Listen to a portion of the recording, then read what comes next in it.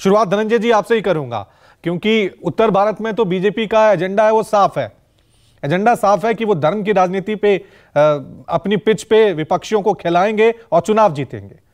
लेकिन तेलंगाना में क्या चल रहा है आपका ये पूरा, हम कहेंगे चुनाव प्रचार का जो एजेंडा है, समझ नहीं आ रहा है। कभी आप कह रहे हैं कि हम पिछड़े को सीएम बना देंगे, कभी आप कह रहे हैं कि हैदराबाद का नाम बदलकर हम भाग्यनगर बदल कर देंगे।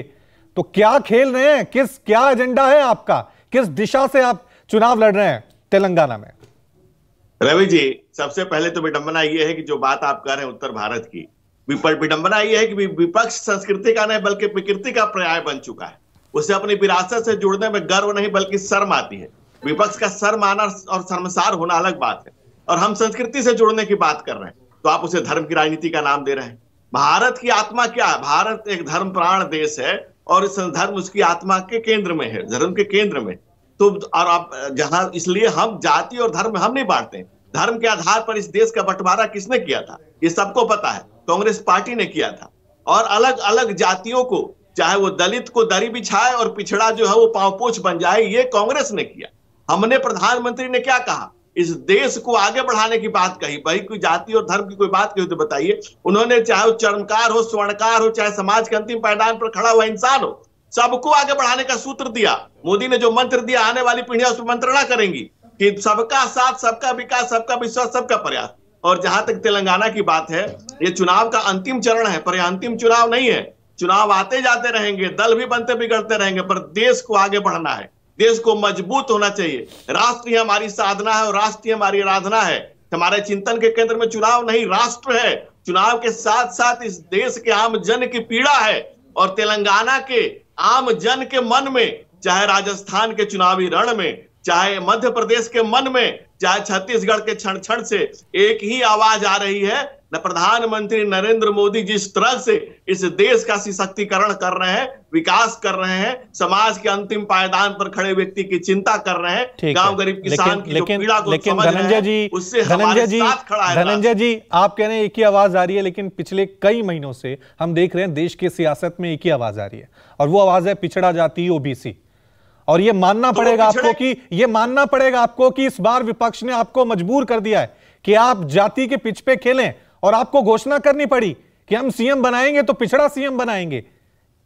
देखिए, पिछड़ा कई पहलवानी में विपक्ष और पिछड़ गया। इसलिए पिछड़ गया कि पिछड़े के इस राष्ट्र का जो प्रणेता है, नेता है नरेंद्र मोदी, वो खुद पिछड़े समाज से आते हैं। तो विपक्ष में जो होड़ मची है वो एक स्पेस को लेने की होड़ मची है। आप देख लीजिए, वहां सभी नेता बनना चाहते हैं, सब चाहते हैं कि नेता विपक्ष का कौन हो, कौन सूत्रधार हो, कौन उस गठबंधन का चेहरा बने, ये महीनों से तय नहीं हो पा रहा है। और आप बताइए कि कैसे होगा कि आप स्टेट में जिसको गाली देंगे, केंद्र में उसके साथ चलेंगे। आज समाजवादी पार्टी के अखिलेश जी ने क्या क्या नहीं कहा कांग्रेस को।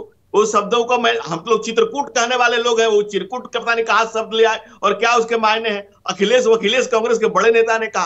तो जो जूतम पैजार आपस में चल रही है, आम आदमी पार्टी ने ऑफिशियली जाकर के कहा राजस्थान में कि सोनिया गांधी को अरेस्ट करो, ये करो। उनके मंत्रियों के अरेस्ट होने पर कांग्रेस ने ऑफिशियली ट्वीट किया कि ठीक हुआ है। और इस तरह से आप कह रहे हैं कि वो आपस में क्या करेंगे। जो प्रदेश में लड़ रहे हैं जंग, वो देश में दिखेंगे संग संग। ये कैसे है रंग ढंग?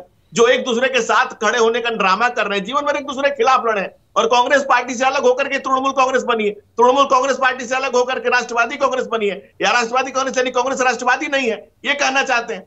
तो जो देश, जो इनके रंग ढंग है और जिनके चुनाव के, इनके चिंतन के केंद्र में चुनाव और सिर्फ चुनाव, वही तो कह रहा हूं ना, वही तो मैं कह रहा हूं ना कि आप विपक्ष के रंग ढंग में ढल रहे हैं, आप भी जाति वाली उस पिच पे खेलने को मजबूर हो रहे हैं। वही तो मैंने आपसे सवाल किया है, हो गए ना मजबूर आप अनाउंस तो कर ही रहे हैं ना कि पिछड़ा जाति का सीएम होगा।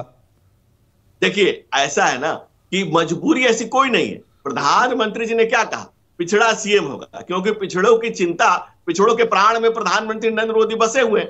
आज पिछड़े समाज को लग रहा है कि उनका कोई व्यक्ति, और पहली बार देश में पहली बार है कि कोई ओबीसी प्रधानमंत्री ने 2 बार लगातार अपना टर्म पूरा किया है। नहीं तो पिछड़ों को पांवपोछ समझने वाली कांग्रेस ने सिर्फ नेम लैंडिंग किया। बाबू जगजीवन राम और तमाम नाम जो थे, इसके उदाहरण है कि कांग्रेस ने सिर्फ मुखौटा रखा, कभी उनको मुख नहीं बनने दिया। इसलिए आज भी, लेकिन ऐसा ना हो क्योंकि आप जो है, मैं वही तो कह रहा हूं कि बीजेपी कहीं ऐसा ना हो कंफ्यूज हो जाए, क्योंकि एक तरफ आप भाग्यनगर बदलने का दावा कर रहे हैं, एक तरफ आप आरक्षण खत्म करने की बात वहां पे कर रहे हैं मुस्लिमों की, तो वो जो बीजेपी का एक था कि एक दिशा की तरफ जाती है, ये मैं शुरू से कह रहा हूं कि आपकी एक दिशा होती थी कि हम धर्म के नाम पे खेलेंगे, राम मंदिर, धारा 370, ये जाति और धर्म, आप कहीं खुद ये कॉकटेल गलत ना हो जाए।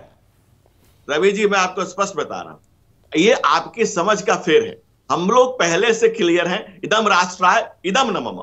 बाबा साहब डॉक्टर भीमराव अंबेडकर के दिए गए संविधान को कोई शब्द सा प्राणवंत और जीवंत कर रहा है तो उस व्यक्ति का नाम है आदरणीय प्रधानमंत्री नरेंद्र मोदी। दूसरी बात आप देखिए, यहां कांग्रेस अध्यक्ष को कहना पड़ता है कि सुनना है तो सुनो, नहीं तो निकल जाओ यहां से, और वो वहीं पर प्रधानमंत्री नरेंद्र मोदी को और हमारे तमाम नेताओं को सुनने के लिए जो भीड़ उमड़ रही है। तो मैं रवि जी एक बात कहूंगा, ये गुना गणित से नहीं होता है, समीकरण से वो लोग सत्ता की सोचते हैं जिनके पास वैचारिक बल नहीं होता है। हमारा दल विचार के बल से यहां तक पहुंचा है और सर झुकाना पड़ता है जनता के कदमों में। चलिए ठीक है, मैं जवाब ले लेता हूं, सरदारी नहीं आती। जवाब ले लेता हूं, किस पार्टी का क्या विचार है जनता अच्छे से जान रही है।